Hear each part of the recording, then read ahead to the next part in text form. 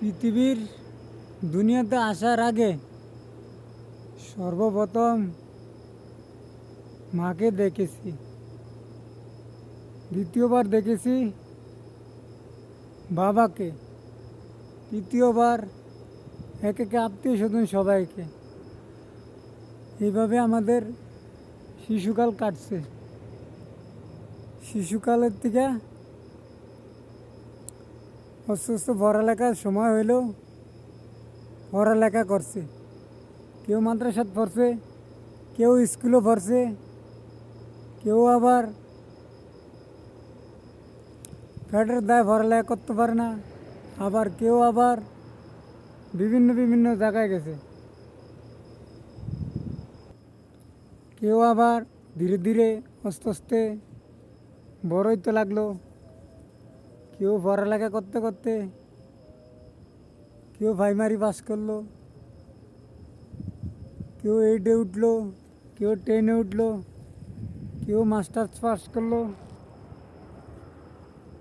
আবার কেউ পড়ালেখা করতে পারলো না। কেউ বিভিন্ন রকমের চাকরির ভিতরে গেল গিয়া ফ্যাটের দায়, কেউ ফ্যাটের দায় গেল গিয়া,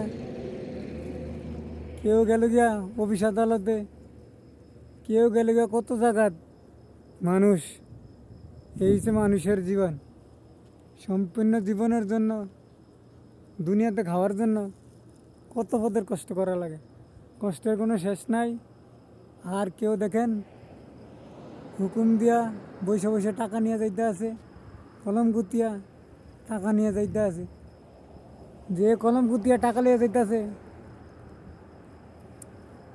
এ তো কলম গুতিয়ে নিতে আছে।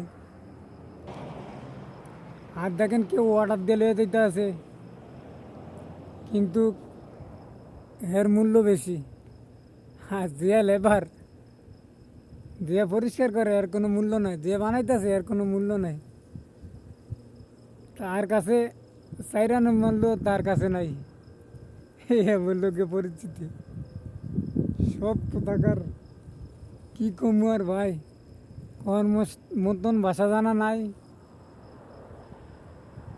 কুত্তায় কেন জ্বালা খায়, এটাই দুনিয়ার পরিস্থিতি।